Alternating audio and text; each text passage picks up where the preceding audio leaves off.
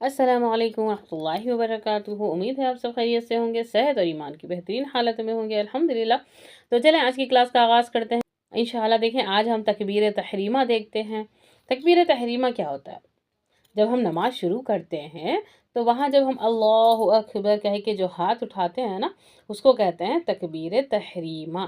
اب یہاں سے آپ کو جو چیزیں نماز شروع کرنے سے پہلے حلال تھیں وہ ساری چیزیں اب حرام ہو گئی، جیسے ادھر ادھر دیکھنا، نظر ادھر ادھر پھیرنا، یا پھر ادھر ادھر کے خیالات کا آنا، ٹھیک ہے، کوئی دوسری حرکت کرنا، کوئی ڈریس کو سنوار رہا ہے، کوئی دوپٹہ کو ادھر ادھر کھینچ رہا ہے، کوئی بالوں کو سدر رہا ہے، بالوں کو صحیح کرنے کی کوشش کر رہا ہے، کچھ بھی نہیں، کوئی شرٹ صحیح کر رہا ہے، کوئی جو باٹم ہوتا ہے اس کو صحیح کرنے کی کوشش کر رہا ہے، یہ سب حرام ہو گیا۔ جب آپ نے اللہ اکبر کہہ دی ساری چیزیں حرام۔ اب آپ کے سامنے آپ صرف اور صرف اللہ کے سامنے کھڑی ہوئی ہیں اور اللہ آپ کو دیکھ رہے ہیں، اور آپ اللہ کو دیکھ رہے ہیں۔ اگر آپ اللہ کو دیکھ رہے ہیں، اگر یہ آپ کو محسوس نہیں ہوتا ہے تو کوئی بات نہیں، لیکن اتنا ضرور اپنے خیال کریں کہ میرے اللہ کی نظر مجھ پر ہے، میری ہر حرکت اللہ جانتا ہے، میرے ہر خیال کو اللہ جانتا ہے، میرے دل میں جو خیالات آ رہے ہیں وہ سب کچھ، دل کے خیالات کو، جو دل میں جو شیطان ہے نا، وہ شیطان ہوتا ہے جو خنزب ہوتا ہے، جو دل میں خیالات ڈالتا ہے، وسوسے ڈالتا ہے اور آپ کی نماز سے کھیلتا ہے، ٹھیک ہے، تو یہ ہمارے ذہن میں آنے نہیں دینا ہے۔ اس کے لیے سب سے بیسٹ طریقہ ہے کہ جو بھی آپ قرات کر رہے ہو اس کا ترجمہ ضرور یاد کریں، تاکہ آپ جب عربی اپنی زبان سے پڑھ رہے ہوں تو اس ترجمے سے وہ ترجمہ آپ کے مائنڈ میں آتا رہے گا اور آپ کے خیالات ادھر ادھر نہیں جائیں گے، ٹھیک ہے۔ اچھا جی، چلیں اب آپ نے تکبیر تحریمہ یعنی اللہ اکبر کہہ دیا، یہ نماز کا ایک رکن ہے، اس کے بغیر آپ نماز شروع نہیں کر سکتے۔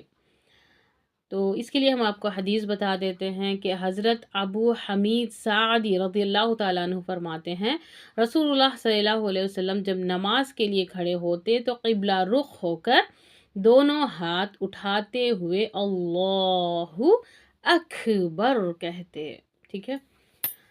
تو فائدہ کیا ہے؟ تکبیر تحریمہ نماز کا رکن ہے، اس لیے نماز میں شامل ہونے کے لیے اس کا اہتمام بہت ضروری ہے۔ البتہ دوسری تکبیرات جو حالت بدلنے کے لیے کہی جاتی ہے انہیں تکبیرات انتقال کہا جاتا ہے، وہ واجب ہے، ٹھیک ہے۔ تو تکبیر تحریمہ کہتے ہوئے رفع الیدین کہنا، تکبیر تحریمہ کہتے ہوئے رفع الیدین کرنا چاہیے، جیسا کہ حدیث میں وارد ہے۔ قال ابو حمید سعدی رأیتہ اذا کبر جعل یدیہ حذاء منکیہ، حضرت ابو حمید سعدی رضی اللہ تعالیٰ عنہ فرماتے ہیں، میں نے دیکھا کہ نبی اکرم صلی اللہ علیہ وسلم نے جب تکبیر تحریمہ کہی تو اپنے دونوں ہاتھوں کو کندھوں کے برابر تک اٹھایا۔ اچھا، رفع الیدین کا مطلب دیکھیں، رفع کا مطلب ہوتا ہے اٹھانا، اوپر کی طرف اٹھانا، یدا ہاتھ، دونوں ہاتھ کو بولتے ہیں یدین، ٹھیک ہے، تو دونوں ہاتھوں کو اوپر اٹھانا، اس کو کہتے ہیں رفع الیدین۔ اب ہمارے پاس رفع الیدین کا مطلب نہ جانے لوگ کیا کیا سمجھ چکے ہیں، اللہ بہتر جانے، ٹھیک ہے۔ تو آپ جب تکبیر تحریمہ کہتے ہوئے اپنے دونوں ہاتھوں کو اٹھانا، ٹھیک ہے، دونوں ہاتھوں کو اٹھانا ہی رفع الیدین کہلاتا ہے۔ تو اب یہ جو ہاتھ ہم اٹھا رہے ہیں یہ کہاں تک اٹھانا چاہیے؟ اس کے لیے ہمیں دو حدیثیں ملتی ہیں، دیکھیں ابھی۔ ایک یہ ہے کہ رفع الیدین کرتے ہوئے ہاتھوں کو کندھوں تک اٹھانا یا کانوں تک لے جانا، دونوں جائز ہے۔ اب دونوں کی آپ حدیث دیکھیں، آپ کو دلیل بتاتے ہیں۔ حضرت عبداللہ بن عمر رضی اللہ تعالیٰ عنہ فرماتے ہیں، میں نے نبی کریم صلی اللہ علیہ وسلم کو دیکھا، دیکھی ہوئی بات بہت زیادہ صحیح ہوتی ہے، ٹھیک ہے۔ آپ تکبیر سے اپنی نماز شروع کرتے، جب آپ اللہ اکبر کہتے تو آپ دونوں ہاتھوں کو کندھوں تک اٹھاتے، ٹھیک ہے، کان کو لگانے والی بات نہیں ہے کہیں بھی۔ پھر جب رکوع کے لیے تکبیر کہتے تو دوبارہ اسی طرح کرتے۔ یہ دیکھیں بخاری کی 738 اور مسلم کی 390۔ اوتھینٹک احادیث بتا رہے ہیں، کوئی ہماری طرف سے مکس نہیں ہے، نہ ہی کوئی آپ کو ضعیف روایتوں سے آپ کو سمجھا رہے ہیں، جو بھی ہے بالکل صحیح اوتھینٹک ہے، ٹھیک ہے۔ انشاءاللہ اس کو فالو کریں، اللہ پورا اجر دیں گے۔ نیکسٹ دیکھیں، مالک بن حویرث رضی اللہ تعالی عنہ فرماتے ہیں، اللہ کے رسول صلی اللہ علیہ وسلم جب تکبیر کہتے تو اپنے دونوں ہاتھ اٹھا دے، یعنی دونوں ہاتھ اٹھانا، اس کو عربی میں بولتے ہیں رفع الیدین، کرتے یہاں تک کہ انہیں کانوں تک لے جاتے۔ پھر جب رکوع کرتے تو دوبارہ دونوں ہاتھ اٹھا کر کانوں تک لے جاتے، کانوں کو لگانے کی بات نہیں ہے۔ یہاں آپ پکچر میں دیکھ سکتے ہیں،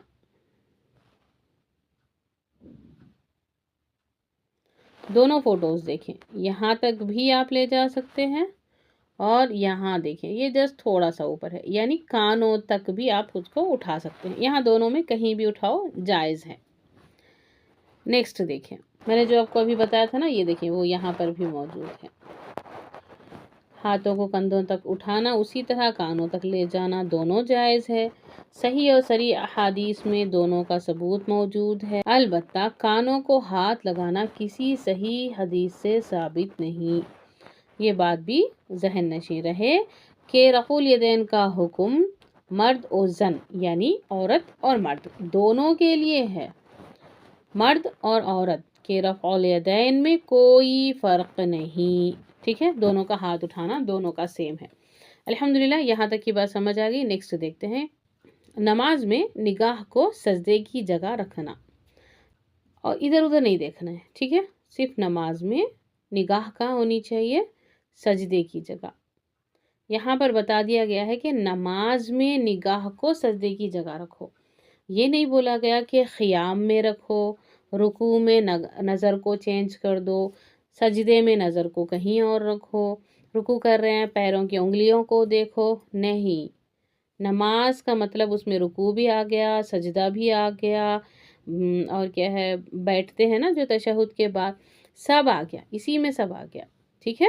تو کمپلیٹ نماز ہونے تک اپنی نگاہوں کو سجدے کی جگہ پر رکھیں۔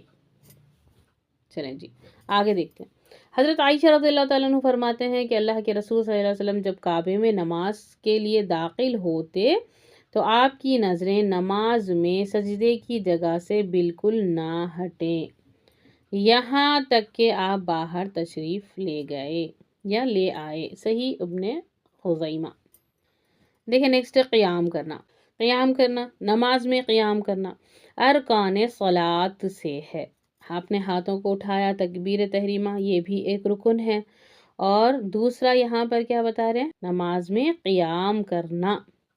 نماز میں قیام کرنا یعنی نماز کھڑے ہو کر پڑھنا، یہ رکن ہے۔ ارکان یعنی رکن کی جمع ارکان ہے، تو یہ رکن ہے، اگر یہ رکن نہیں ہوا تو پھر نماز نہیں ہوئی، سوائے ان کے جو مجبور ہیں، ٹھیک ہے، مجبور ہیں تو ٹھیک ہے، لیکن بلا ضرورت ایسے ہی پیر درد کر رہے ہیں، ایسے ہی بس تھک گئے ہیں، نیند بہت آ رہی ہے، چلیں بیزارگی آ رہی ہے، بیٹھے بیٹھے نماز پڑھ لیتے ہیں، ایسے نہیں ہوتی نماز، ٹھیک ہے۔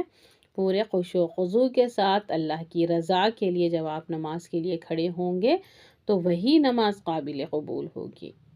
حافظ، اچھا اس کا مطلب یہ نہیں ہے کہ پھر نماز پڑھنا ہی چھوڑ دیں، ہم تھک گئے ہیں بھئی آج نماز نہیں پڑھیں گے، ہم کو نیند بہت آ رہی ہے، ہمارے پیر ہاتھ بہت درد کر رہے ہیں، نہیں، نماز تو ہمیشہ پڑھنی ہی ہے، نماز کبھی بھی معاف نہیں ہے، ٹھیک ہے۔ حافظوا علی الصلوات والصلاة الوسطی وقوموا للہ قانتین، سورۃ البقرہ کی آیت ہے۔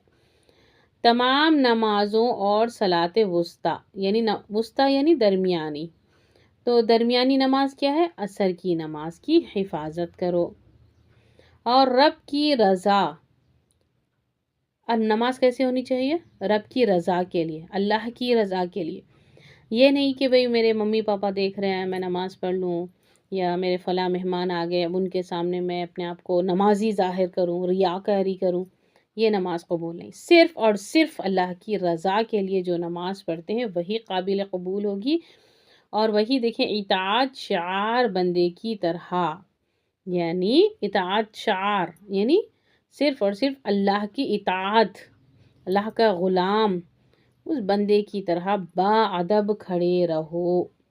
تو اپنی نگاہیں کہاں رکھیں گے؟ سجدے کی جگہ پر۔ آیت نمبر 238۔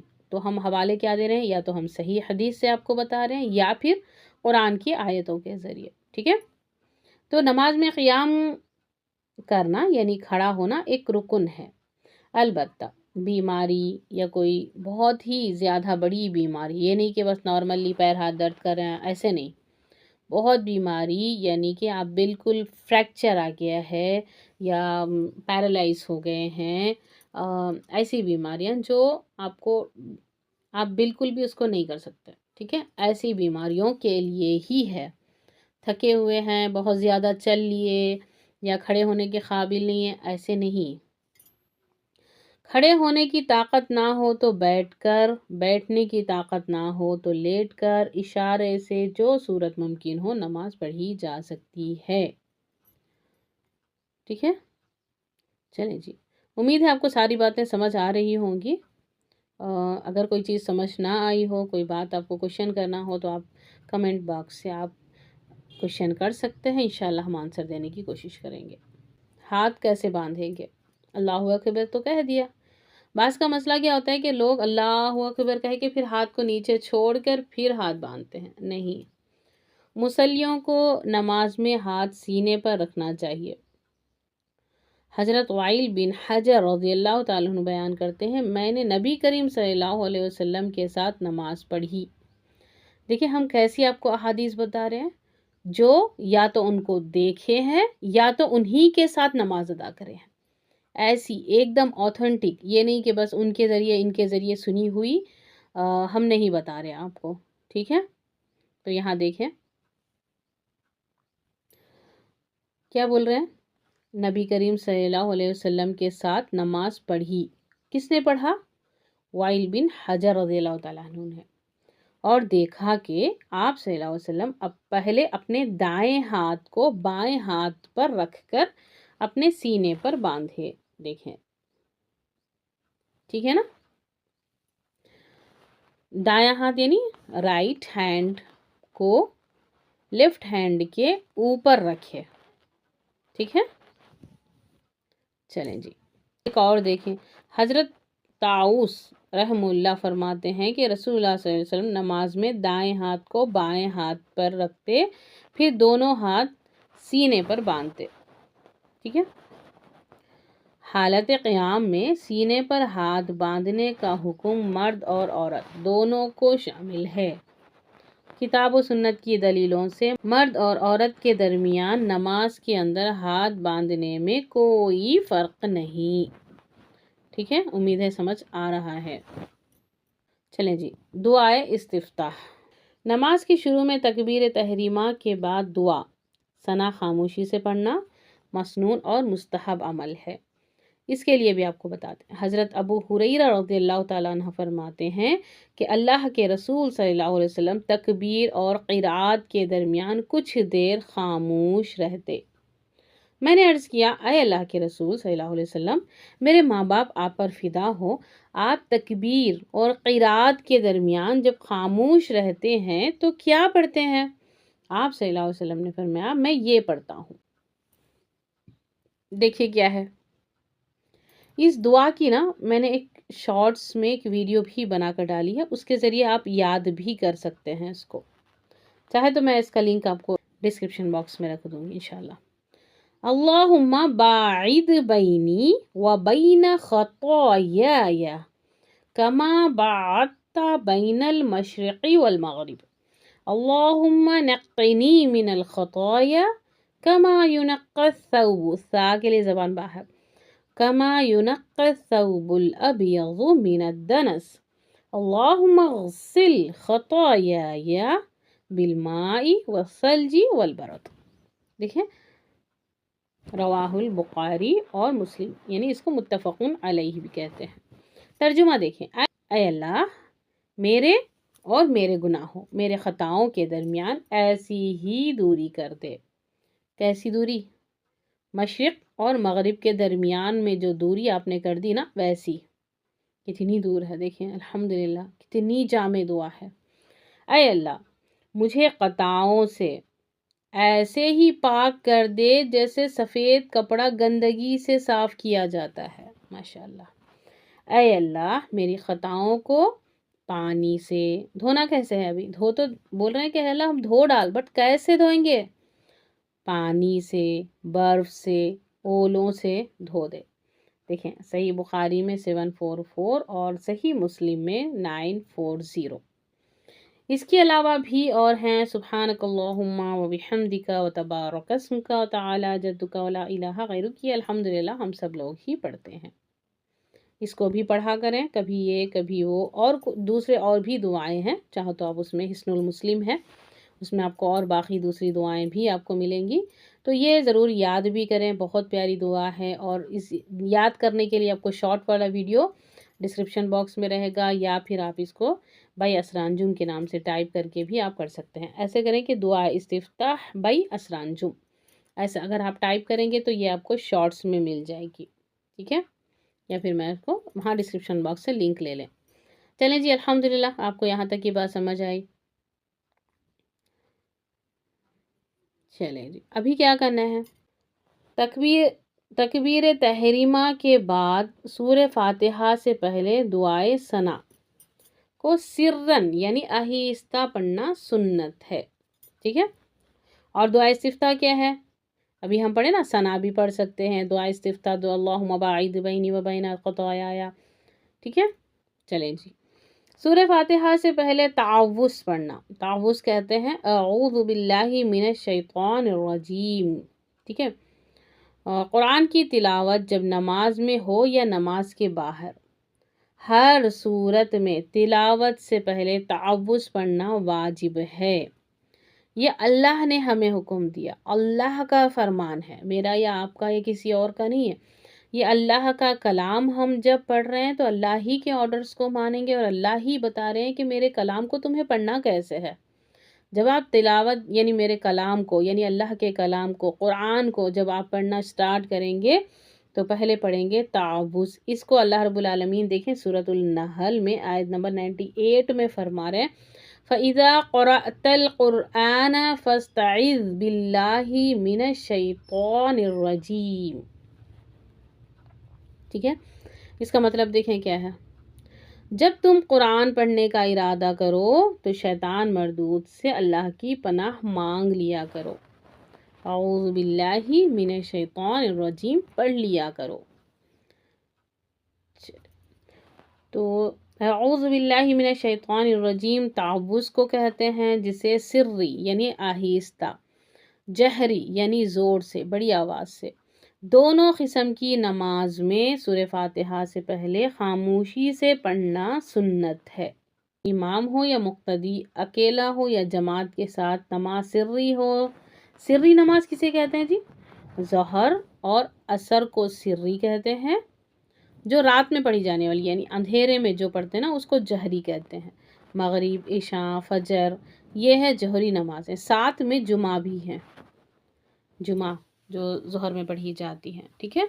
इसको भी जहरी नमाज कहते हैं। अब चूँकि वीडियो बहुत ज़्यादा लंबा हो रहा है, इसीलिए हम इस वीडियो को यहीं रोककर मैं एक और वीडियो बनाती हूँ जिसमें हम ये पढ़ेंगे, यानी तावुज़, तस्मिया, इसके बाद वाले जो भी है ना, वो एक और वीडियो में रखते हैं, क्योंकि लंबी वीडियो हो रही है तो बहुत से लोग इसको देखने से गुरेज कर रहे हैं, ठीक है? इंशाल्लाह फिर नेक्स्ट वीडियो में मिलते हैं। सुब्हानकल्लाहुम्मा व बिहम्दिका अशहदु अन ला इलाहा इल्ला अंता अस्तगफिरुका व अतूबु इलैक। अस्सलामु अलैकुम व रहमतुल्लाहि व बरकातुहू।